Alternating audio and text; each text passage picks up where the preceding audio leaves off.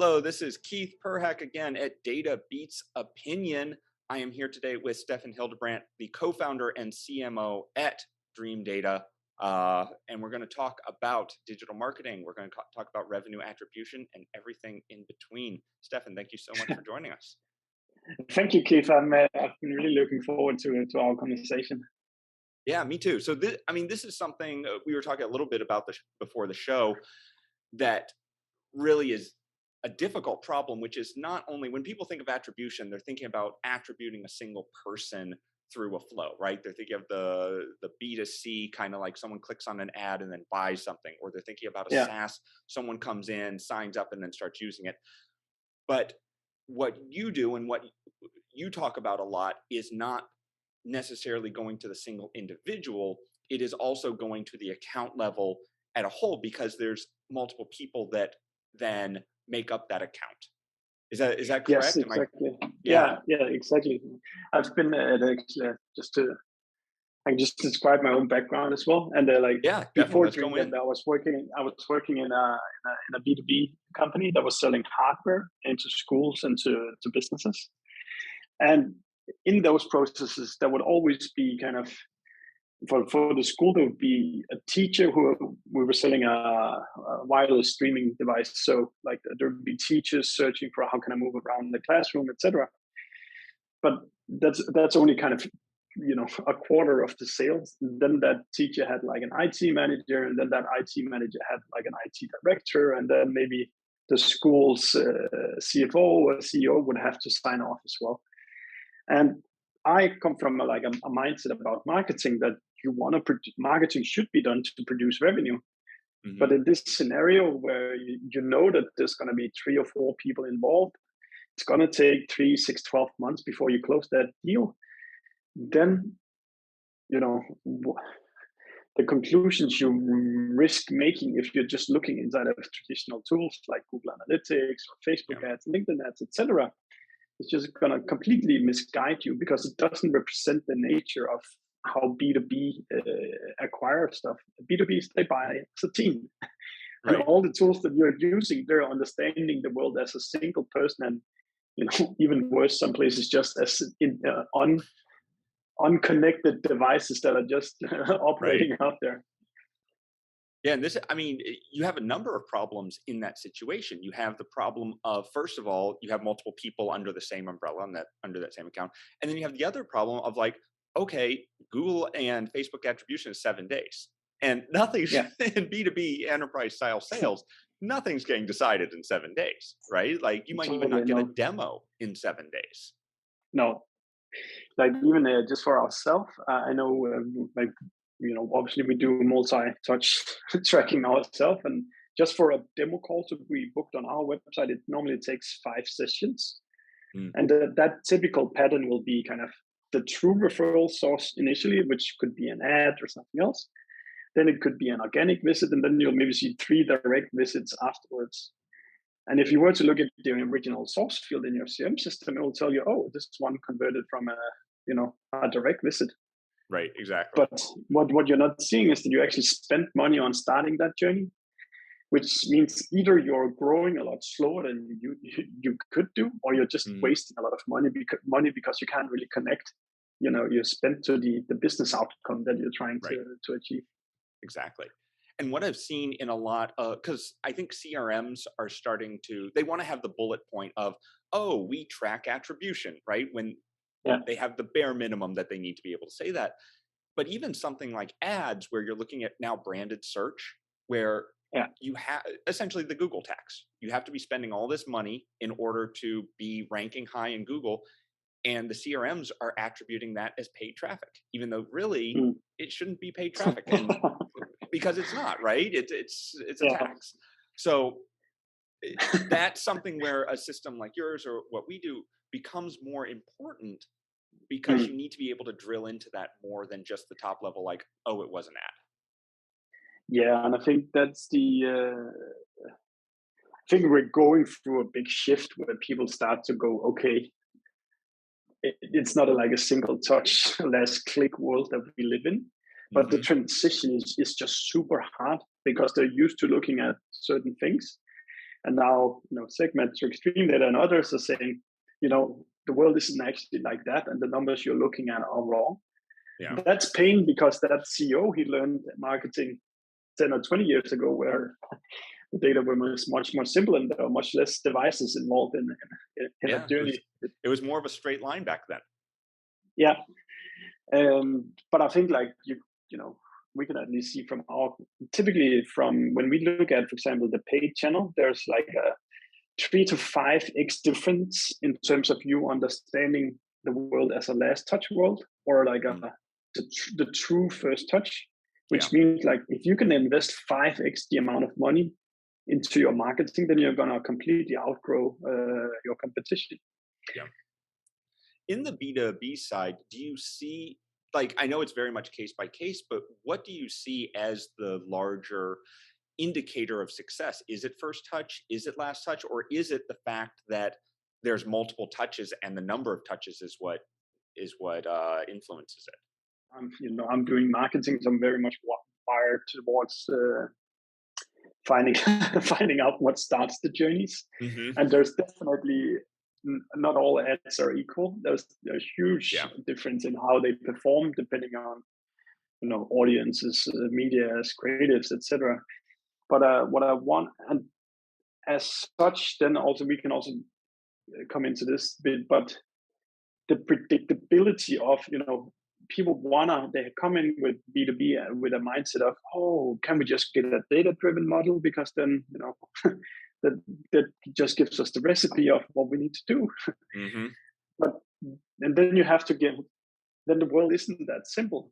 But in fact, there's probably it's maybe 1% of all B2Bs in the world that actually have enough data to do a true data-driven model.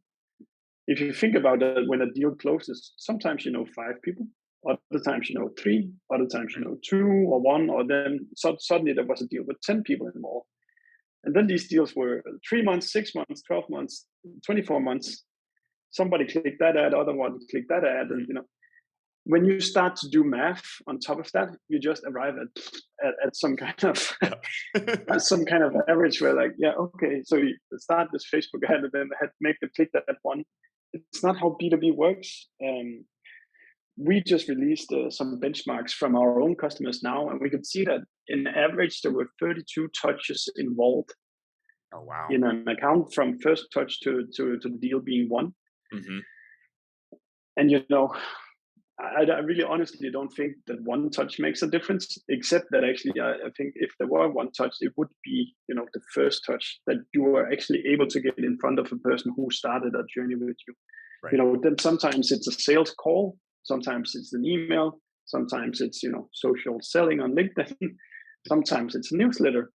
But just the sheer notion that you need to get 32 touches in there means that you need to be present a lot for like moving a deal forward. This is something that I think a lot of people don't really get, both on the attribution side, but also on the sales side, which is that, they say you have to tell someone 7 times before they actually understand it, right? And sales is the exact same way. There's not I showed them an ad and then they purchased. And even in e-com, which is probably the simplest funnel out there, it's not even true. Yeah. Very few people see an ad and are like, oh yeah, I want that. That's we had done, and I'm going to link to the what did you actually the benchmark, the go-to-market benchmark 2022 in the show notes, because I found that incredibly interesting. But I think that people don't realize how much effort and how much repetition there is in closing one of those deals. Forget about a funnel and just focus on getting like quality touches in front of people every week. Like do high quality content, do high quality calls, do high quality meetings. Just pack in those high quality touches just along the way. And I think it would be nice if there was such a thing as a data recipe for what to do. But I think you end up in a too average place to try to say something smart. Well, this is one of the things that I always keep harping on, which is that a lot of marketing dashboards and a lot of marketing analytics deals with averages. and it's like, oh, what is our cost per acquisition, or what's our return on ad spend, or how, like, what's our lead value across an entire swath, right? And across the entire funnel, or God forbid, the entire company, right? And we would even say that if you're talking about a B2B company, all the numbers are completely wrong. Yep. But then, because there's no such thing as dangerous as a pretty graph. Yeah, exactly. And that's one of the things I always talk about, which is like, those are good numbers to know how the business is going and like improving or declining. But to actually know anything, you have to drill down into the outliers. You have to find out, this is what is weird about this group. This is underperforming. This is overperforming, like, and be able to attribute to that level. Yeah, and like a CFO might ask, like, rationally, what's our best ad channel? Well, we start the journey on Google Ads, then we retarget them on LinkedIn and Facebook, and then we get some display in front of them, and then they come back to Google search to like do the branded search, and that was actually the best campaign. Right. So the world is not that simple. It's like each account might have had like 5 or 10 clicks on ads before they bought. Yeah, all of our ad reporting that we do internally removes all that branded search ads, because it's worthless. Like, nice. Yeah, I mean, it's good to know, like, okay, they came in through this eventually, but I want to know, like, where did it come from right before that, right? I think most of us are guilty in having hidden a few bad months campaigns with like blending in some branded search. Yep. Yeah. But if you're being honest, you know that that's not the right path. I think that's always the challenging part about analytics, especially in the agency world, because there's always 800 ways to slice the data, and whether consciously or not, you tend to go towards the one that makes you look better. So. Yeah, I think this is also, I don't know if you've talked with your customers about it, but there's like a fundamental challenge of being an agency where the client is looking at short-term performance, but the agency might be aware that this looks like an average sales cycle of 6 months or something like that, and you want us to push more emails through within this month. Are you sure that's kind of the right balance in what we're trying to achieve? Right, exactly. And I think at the end of the day, both of them want that long-term growth and success, but there's definitely on the client side a push for, like, I'm paying $10,000, $20,000, $30,000, $50,000 a month right now to work with this agency. Like, results, come on, what are you doing? I need to see those leads coming in. Exactly. It is a challenge, and that's why I think that looking at long-term return on ad spend and long-term return on investment is the better play, and being able to say, okay, we know we're not going to get it back in X months, and we set that expectation up front. And you need a tool like what you do and what we do to understand the longer sales cycle, to be able to say, look, this is not coming in on day 1. This is coming on day 14 or month 6 or month 12 or month 20, right? Like, I literally ended up in my last company. I judged the ad spend in the same month as I made the ad spend. Mm-hmm. Even though it's completely ridiculous, that journey would also be like 6 months and 3 to 5 people involved. But still, I was judging. I spent my almost $100,000 this month. How much did we produce this month? Even though, like, the clicks you buy this month are just seeds you plant everywhere, and then they actually need 6 months. And the one you're harvesting now, you planted 6 months ago. So I think that really describes well the need for actually being able to connect the dots over a longer time, because the investment you make today is not going to be seen next week. It's 3, 6, 12 months from now. Exactly.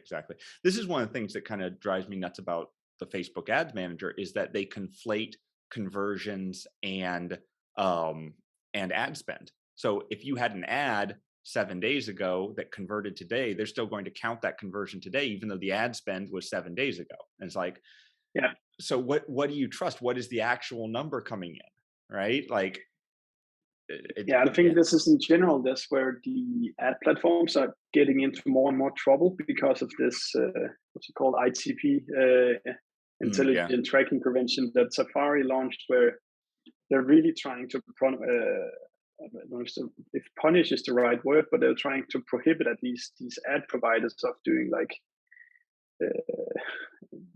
not so pretty tracking of what the users are doing. Right. So that means that the ad platform, they're standing on the outside trying to judge what's going on the inside. Whereas like a first party data processor like us or SegMetrics, we're on the inside. We can look at where does the traffic come from, but also what does it become once it's landed.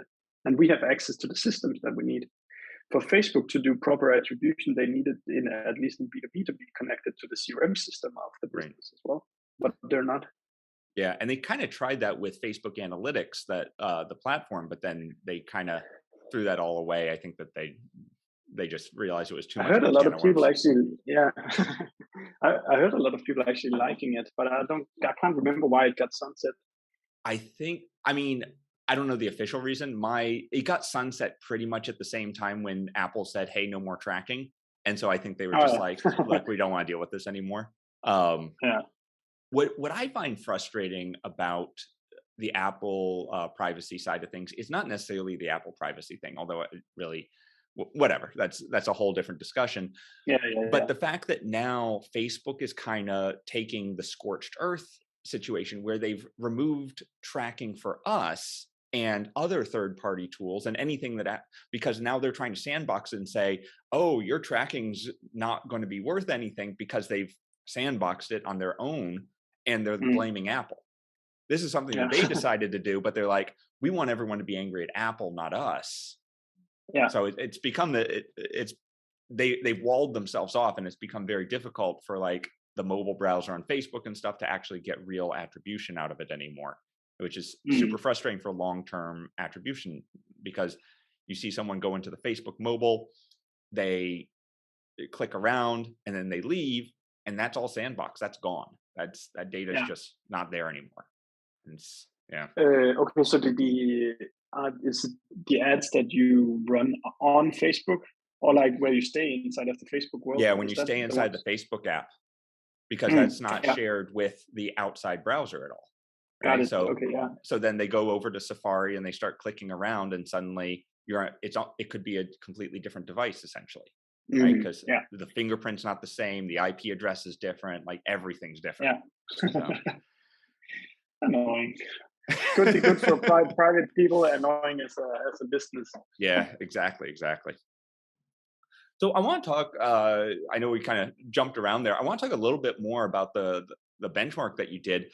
So one of your big things that you had realized was that 32 touch points before a sale or before a conversion. What were some of the other interesting things that you saw with that with those benchmarks? I think so there's a lot of things that are interesting, but one of them is that an average journey from the first touch to a B2B deal being won is 192 days. Oof. That means like if you want more pipeline by Christmas, you need to start those ads pretty soon. It's pretty fucked up to think about it that way, but it's at least. This is not scientifically correct data yet, as it's just below 500 people who accounts that participated, but it's real data, and it's so. I think it somewhat will represent what is actually true. And I think what surprises most people is that normally when they get asked about how long is your journey, they talk about from when the lead was identified to when the account was won. Mm-hmm. But what they're actually telling you there is the sales cycle. They're not telling you how long time did that account spend researching anonymously on your website until they let themselves know, and then started that kind of traditional funnel. And those two parts actually turned out to be equally long. So if you have a saying in your sales team that your journey is 3 months long, it's actually more likely that it's 6 months long, where the people just are lurking on your website, checking out different stuff, going to the review website, etc. Yep.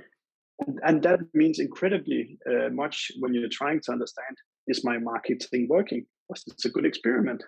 Should I stop this ad after 1 month of running it, or should it actually get 2 or 3 more months? Right. Especially. And if you then also refer, if you can just finish, then the same thing if you have as a marketing team committed to delivering a certain amount of pipeline for the salespeople to close their budget, then you need to start, twice as much time up ahead than what you thought you needed to do. So if the sales team has a target in December, you need to calculate your way back and take, from opportunity to close one, how long does that take? From MQL to opportunity, how long does that take? And from first touch to MQL, how long does that take? In order for you to actually, with somewhat predictability, to deliver enough demand for your salespeople to close the business. Yeah, exactly. And I think that you're exactly right, because most sales companies do just start from, okay, we got a lead in August. How long did it take from getting that lead to converting? I mean, I look at the software that I buy and the companies that I work with, and it's like you said, it's generally 3 months before I even decide, okay, I'm going to get on a demo, or I'm going to start a trial, or even put in my email address. Yeah, you want to be at least for myself, I want to almost have made the decision before I talk to a salesperson. Mm-hmm. So I'm actually curious, on the back end, are you doing any, so before they raise their hand, before they give their email address or sign up for the demo or anything, are you collecting people together into those accounts? Because I know you do that once they join in, but for example, if I have 3 people in my company looking at your website, are we all grouped together by account because through a LinkedIn something or other, so we sort users when we can. So if you guys are sitting at the same IP address, then we can say, now there's 3 anonymous devices from this IP address looking at your website. But we only get the identity of you once you submit a form, like a demo call, newsletter, ebook, etc. At this point, we get permission to glue together the known identity with the unknown identity. So we give our customers a script, and this script you can put on your website. And if Keith is on our website 5 times before he converts, then the first 4 times he will just be an anonymous log of that device that keeps doing something. So you're completely privacy compliant, because you only glue together anonymous behavior with known behavior once you actually give the permissions for it. And then when you have the permission, then we do a string of things to sort you to the right account. We look in the CRM system. Can we resolve this email together with an account? Yes, no. If not there, we go to the marketing automation platform, the customer success platform. We look at the email, and if nothing works out, you don't get sorted until we're able to do it. Right. But given that as you have 32 sessions in average, the likelihood of you getting sorted at some point is quite high. Yeah, exactly. Especially as you collect all that data directly from Salesforce and HubSpot and all that, because you're able, as they get on those sales calls, you're able to say, oh, this person is actually Bob, who's been going for 3 times, and he's now connected to the account, and pull in all that data. So. Yes, and maybe we can just touch quickly on the kind of cross-device thing, which a lot of people always talk about as well. So the way we've solved it is that in our data model, a user can have multiple devices and multiple emails. It takes some time before all of it gets glued together, but over time it gets glued together. So I can give an example that, let's say you browsed on your phone, went into our website, signed up for our newsletter. Then we would have identified the phone and that email. As you then start receiving mails, you maybe one day from your computer click the link in the mail. Now we know that this device and this device is owned by Keith. And so it kind of continues. Yeah, and especially when you have those longer sales cycles, by the time that someone has gotten on that sales call or who has raised their hand, you're going to have a very complete vision of them, because it's not like something like a Shopify store where really you don't have those extra chances to connect in a short time unless you're doing a lot of back-end funnel work. Yeah, I could imagine if you're buying a pair of running shoes, you maybe go to 3, 4, 5 different web shops during a span of 1 or 2 days, but that's all you get. Right. And those workflows might just each see just one visit, and if the person declines cookies that day, then you don't get any tracking set. Yep. Is this something? So we were talking a little bit about funnels. What do you feel like? I'm trying to think of how to phrase this. So with a sales process, definitely there is a sales process to the funnel. How do you feel that, especially in B2B sales, automated funnels and automated marketing within that nurture sequence are effective in that communication and in turning a MQL into a customer? It's a really good question, and I don't really believe that much in funnels for at least B2B.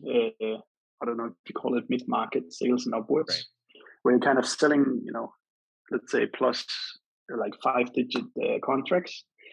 For the way we do it is more we use marketing nurtures to, if you sign up to our newsletter or to our ebook, if you sign up to the product for free, then you get a few emails helping you get set up. But from that point on, we actually leave it to the salespeople to make sure that the nurture happens. So reach out, try to get them into meetings, invite stakeholders, etc. Then what we do to try to like keep them, getting those soft touches in there as well, is to produce a ton of quality content that we can, send on the newsletter, but also just share on LinkedIn, do retargeting ads with it, etc. And we actually, I think we're like 3 or 4 people from Dreamdata connects with every MQL.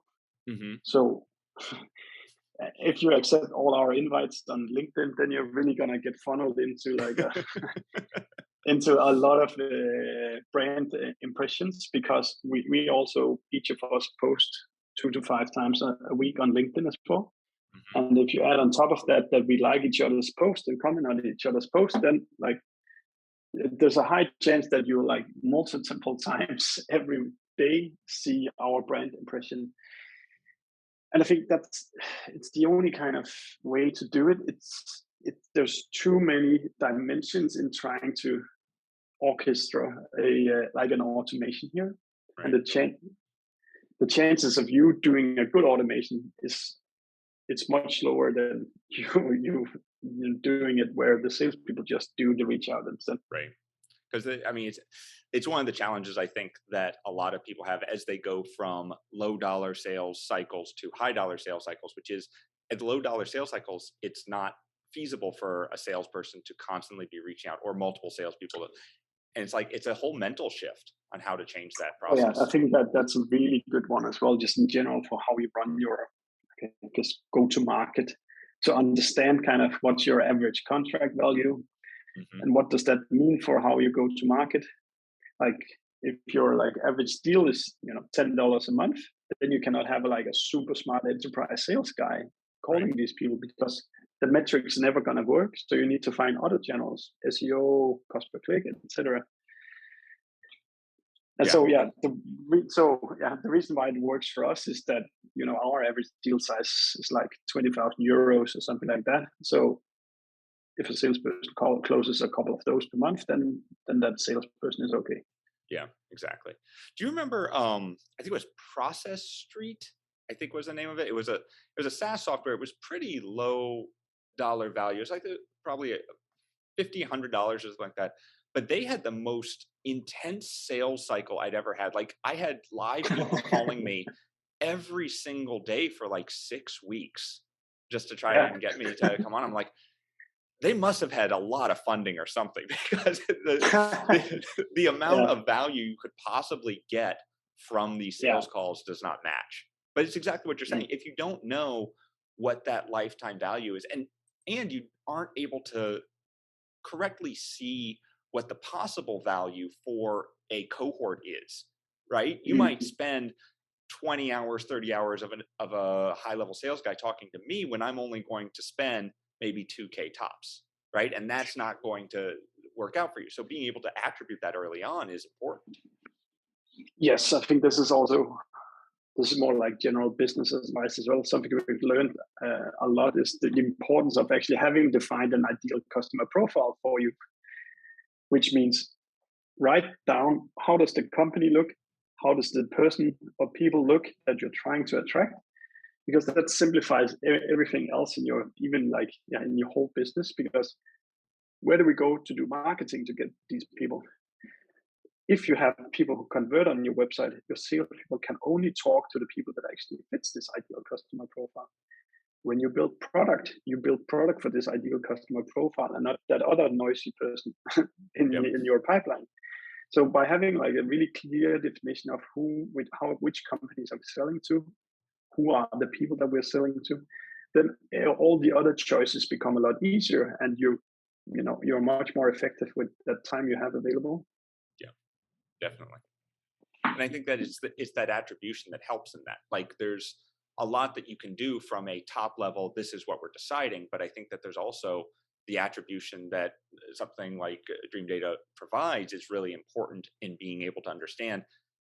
We thought that this was our best customer segment. We thought that this was our most valuable customer segment, but it's not. And being able to understand that from a data level. Yeah.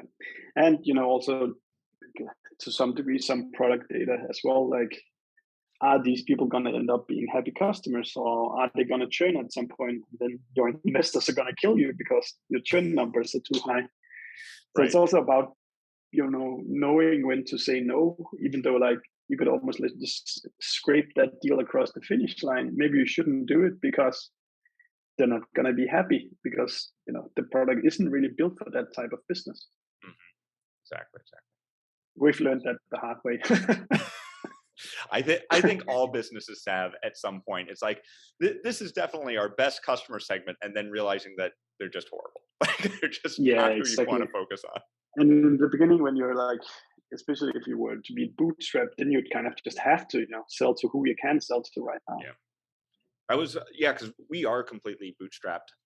And that was one of the big things that we learned in the beginning as well, which is at the beginning, it's like, okay, anyone who comes in the door, like sign up.